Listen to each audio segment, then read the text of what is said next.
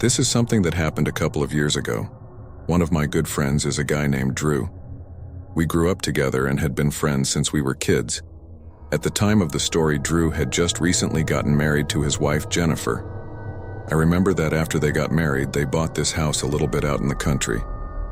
It wasn't really that far away, maybe 20 minutes, but it was farther away from the city than I had ever lived, same with Drew. Both of us grew up in a much more populated area. They wanted more space, and the property had a really big yard, much of it wooded. Shortly after moving there, Drew invited me out to his place to check it out. When I got there, I was very impressed. They still had to get more furniture because it was a much bigger house than the apartment they had before.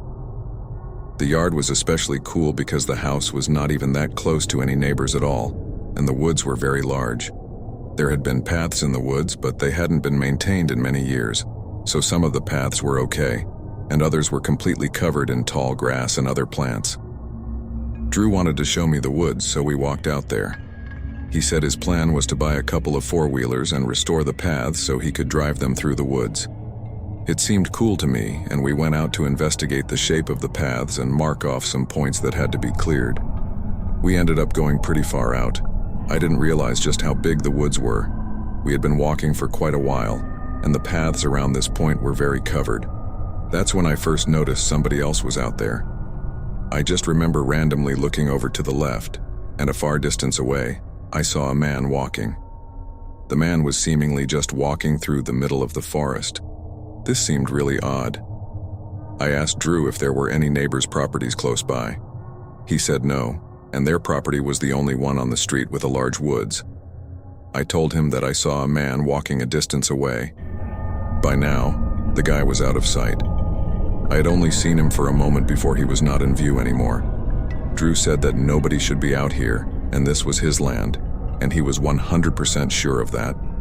We walked a little ways back to try to see where the man had gone, but we had no luck. The guy was so far away, and there were so many things in between us. Drew then called out, asking if anybody was there, but got no response. We both just hoped that maybe it was a neighbor who, for some reason, wandered into his yard. Honestly, we had no clue, but we knew the guy wasn't supposed to be there. I thought that the guy would leave when he realized we were out in the woods, so we continued to find the path locations and were marking them off by sticking markers in the ground. About 20 minutes later, we walked around this corner, and we heard a noise behind us. We both looked back and saw the man. He crossed the path from one wooded part to another. He was probably almost 100 feet away when we saw him. He quickly disappeared into the dense woods. Drew yelled at him though, and we both started going in his direction. Drew yelled that this was private property and the man had to leave. We got to the location on the path where the man had crossed, and we looked into the woods where he had gone. The man never replied to Drew, and we no longer saw or heard any sign of him. He would have enough time to be a good distance away by now. Drew yelled one more thing, saying that if he saw him again, he was calling the cops. After that, we continued on. By this point, we were both very suspicious of seeing the man. We wrapped up and then decided to go back to Drew's house. We were probably at least a 15-minute walk from getting out of the woods. I would say about 10 minutes later, when we were maybe 5 minutes from being out of the woods, there was another noise behind us. We looked and the man was there again. This time, he came out of the woods onto the path and was walking towards us. Drew and I both just took off running. For some reason, I just had a feeling this guy was dangerous. Clearly, he was not listening to Drew and not bothered with the threat of police. We ran all the way out of the woods and into the rest of Drew's yard. Then we went inside, and Drew called the police. When the cops got out to his property, they searched a little bit of the woods. However, the man was never found. Somehow, he was able to elude the police.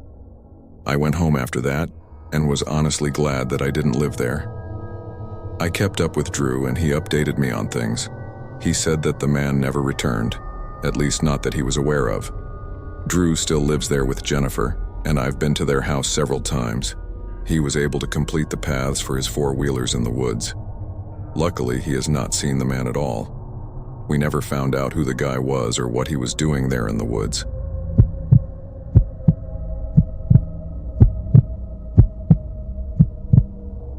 I used to go hiking here and there.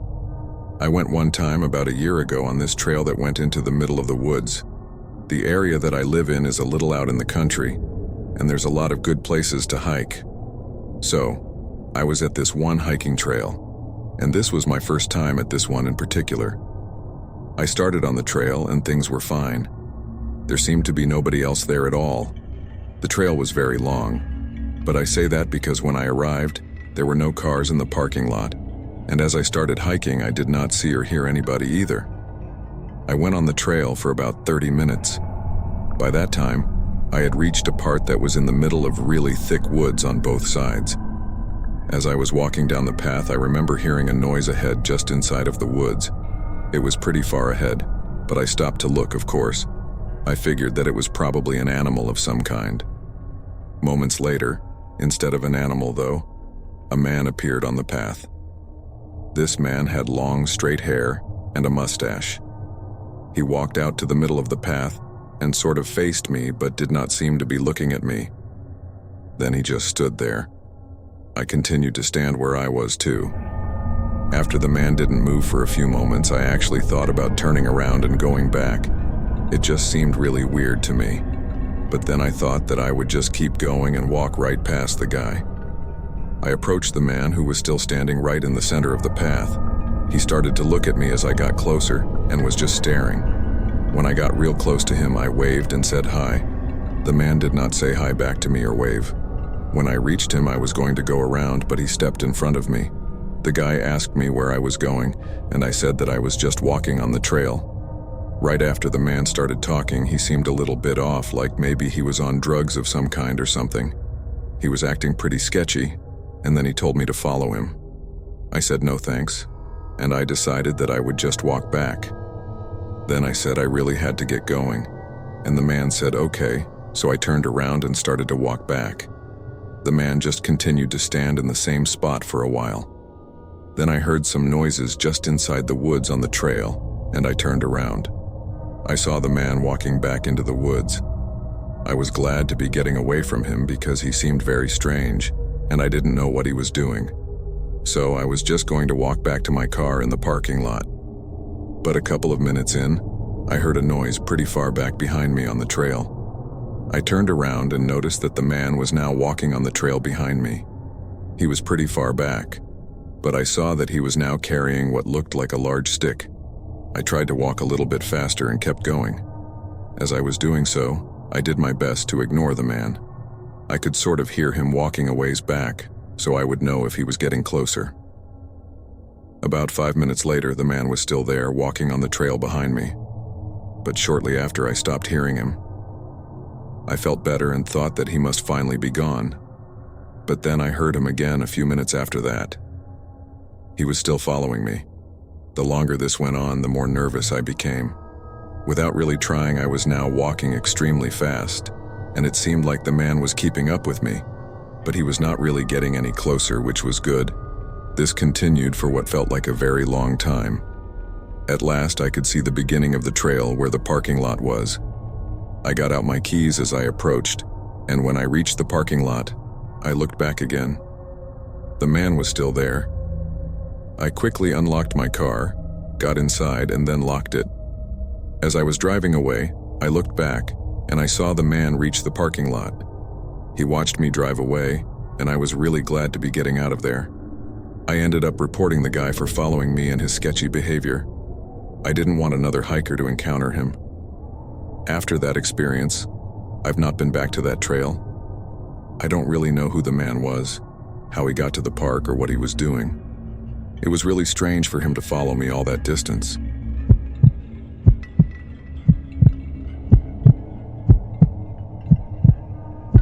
This happened when I was much younger. I was around 12 years old or so. I remember that when I was growing up, we had a house with a really big backyard. It was so large that there were several acres of dense woods beyond our little open area. We would often have all kinds of wild animals pass through the backyard, but by far the kind that we would see the most was deer. I would also go out into the backyard all the time because I was a pretty active kid and I enjoyed being outdoors. I didn't go very far into the woods much, however, because it was so dense and large it would be easy to get lost and we didn't have actual paths back there. One evening, I was out in the backyard waiting to be called in for dinner. The sun was almost setting and I remember hearing a noise on the edge of the woods. I looked over and saw a deer standing there. We made eye contact. After a moment, the deer stared at me for several seconds before finally turning and moving back farther into the woods. I wanted to see where it was going, so I followed the deer a little bit. I got to the edge of the woods and saw the deer maybe 50 feet farther in. Then I noticed that there was another one. I started to walk farther and farther into the woods, trying to be careful not to startle the deer anymore, but they seemed to be moving farther away from me anyway. I ended up going pretty deep into the woods. The deer had completely disappeared, but I was still trying to see them.